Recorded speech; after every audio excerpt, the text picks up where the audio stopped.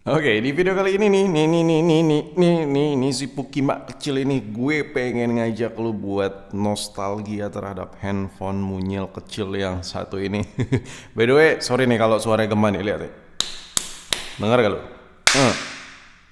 Ya pasti gema karena ini studio lagi gua renov, lagi gua kosongin, gua mau nata-nata ya kan, jadi banyak barang-barang yang gua kosongin, yang gua angkut, jadi suaranya agak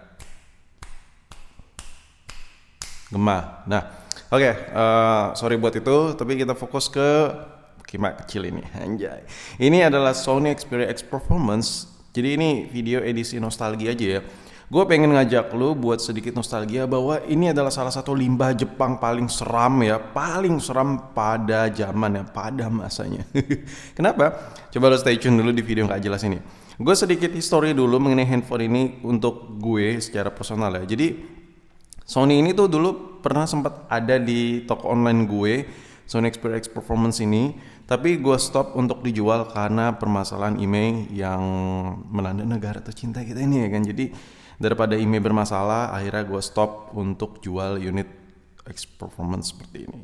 Padahal penggemarnya banyak banget cuy, banyak banget. Waktu ada di toko online gue, waktu nyetok tuh, waktu IMEI-nya masih aman-aman semua, itu wah, euforianya tuh, bang kok stoknya bla bla bla bla bla bla, padahal yang dijual dikit, unitnya terbatas. Soalnya tuh gue ngefilter yang bener-bener bisa semua SIM, bisa all SIM semua. Soalnya kalau udah beli terus nggak bisa pakai SIM ya kan kecot ya kan. Nah, jadi waktu kendala IMEI meledak, nah oke, akhirnya gue stop ya untuk tidak nyetok ini lagi. Nah, itu sedikit history untuk gue secara personal. Nah, kalau ngomongin soal handphone ini in general ya, gila sih, ini parah sih. Gue gak tahu anjir, nih gue rekaman di suara gema gini nggak biasa. Gue biasa di studio yang kedap. Suara gue kayak agak mantul-mantul. Nih kalau dibandingin sama, wah ini udah mulai panas nih. Kalau dibandingin nih HP limbah Jepang jadul ini sama iPhone, kalah jauh cuy. Yang pertama kita ngomongin soal dimensi dulu. Dimensi ini kalau kita bandingin kecilnya mirip-mirip kayak iPhone 7. iPhone 7 itu baterainya cuma 1900-an mAh. Gila ya kan? Ya kecil kan? Ini sekecil ini mirip-mirip kayak iPhone 7 dimensinya, baterainya 2700 mAh. Gelo. Gelo parah. Jadi dari sisi spek baterainya aja gila ya kan. Nah ini gue bilang sangar pada masanya ya. Kalau lu nanya handphone ini sangar pada saat ini, ya jelas enggak lah. Banyak banget Android yang jauh lebih mumpuni ketimbang Sony X Performance ini. Ini video nostalgia ya cuy. Nah ini kalau kita buka nih layarnya, layarnya bukan sembarang barang-barang layar. Ini layarnya dia memang gak ada kayak embel-embel AMOLED LED-LEDan gitu. Cuman nih kita lihat dari dekat tuh loh ya. Gue kasih paham dulu kalian nih. Dari deket tuh kayak gini cuy. Anjay. Jadi nih kalau dibandingin sama iPhone, kita let's say ambil iPhone 7 deh. Ya, kita bandingin layar ini sama iPhone 7. Ini gue kasih lihat spek ya. Mulai dari resolusinya jauh lebih tajam ya, jauh lebih tajam Sony yang lagi gue bahas ini. Gila ya kan, lo bisa lihat sendiri, seribuan banding ratusan. Dan yang paling enak lagi, kenapa handphone ini berasa mahal banget layarnya, PPI-nya juga tinggi banget, udah tembus tuh 400 gak tuh PPI-nya. Ini kalau diomong layarnya tuh jauh lebih the best dari iPhone, 100% setuju gue. Ini layarnya lebih the best daripada layar iPhone. Jadi coba deh lo sedikit flashback kalau lo udah pernah pakai Sony jadul begini, atau lo dulu pengguna Sony banget cuman move on karena memang tuntutan pekerjaan yang mengharuskan lo punya handphone dengan spek tertentu. Coba deh lo ingat-ingat lagi zaman-zaman lo pakai Sony dulu. Itu kalau lo seandainya beli dari HP Sony macam-macam gini, limbah-limbah Jepang kayak gini, terus lo kayak beli iPhone 7, iPhone 8, atau mungkin ya kayak Android 3 juta, 2 jutaan yang speknya lebih tinggi dari Sony ini ya kan, lu pasti berasa kayak downgrade anjay. Kayak downgrade, kok HP gue kayak lebih jelek, kayak lebih kayak kurang premium. Iya, karena yang kayak tadi gue bilang, spek layarnya aja itu udah menggambarkan bahwa Sony itu serius buat nih handphone ya. Gila ya kan, sekelas iPhone-nya disikat cuy. Parah. Nah, terlepas dari apa yang ada di handphone ini keren, banyak bilang limbah Jepang itu cepet panas dan lain-lain. Ya, biasanya handphone yang sudah beredar ke Indo itu udah diganti, layarnya diganti, bodinya diganti, mesinnya kita nggak tahu kayak gimana.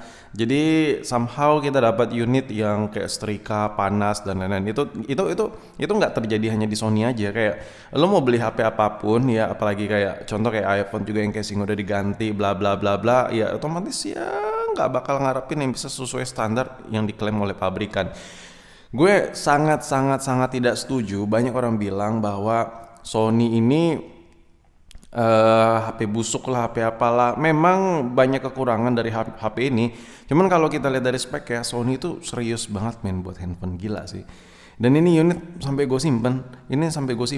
Gue ada beberapa unit yang masih gue pegang karena memang email bermasalah. Jadi unit nggak bisa gue edarkan. Jadi yaudah gue simpen lah buat koleksi. Jadi lo bisa lihat nih, gila nih Sony ini. The best nih, gue suka banget nih sama desainnya. Oke, kita lihat ke bagian bawah. Bagian bawah ini buat charger sama lubang mikrofon, dan bagian sampingnya tempat SIM ya. Ini gue kasih lihat tuh tempat SIM. Terus bagian atasnya jack audio sama ada mikrofon, dan di bagian belakangnya seperti ini. Anjas, lo bisa lihat, cakep nih handphone cuy. Gila ya kan, ini limbah Jepang paling sangar ya. Sadis. Mantap sekali Sony Xperia ini. Ini saking legend ini handphone gue simpen buat koleksi gue, karena entah kenapa gue kayak anjir lah, suka ya gitu sama limbah-limbah Jepang, terutama khususnya Sony ini. Oh ya, ngomongin soal kamera iPhone itu dia 12 megapiksel kalau kita bandingin dengan harga-harga kayak iPhone 6s, iPhone 7. Ini 23 megapiksel. Memang kualitas foto itu tidak melulu kita lihat dari pikselnya. Cuman ya kalau gue boleh bacot, nih handphone ya fiturnya jauh lebih lengkap ketimbang iPhone ya. Nih handphone kalau lo buat kerjaan daily, ngezoom hasil jepretan, misal lo orang lapangan ya, lu ada beberapa objek yang harus difoto, terus kasih laporan pakai foto, dan ya pokoknya ada zoom-zooman hasil foto.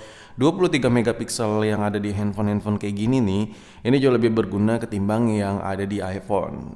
iPhone itu spesifik lebih cocok buat kayak lu emang orangnya suka buat video sinematik, atau lu content creator yang kemana-mana lu kayak ngevideoin sesuatu yang bisa lu dokumentasiin. Cuman in reality kalau lu butuh handphone yang jepret-jepret buat menunjang kerjaan lo, pilih yang pikselnya gede dan yang ada model low light. Nah, itu semua ada di spek-spek Android yang terkini ya kan. Dan conclusion gue mengenai handphone ini, satu pertanyaan gue. User iPhone, senggol dong nih handphone.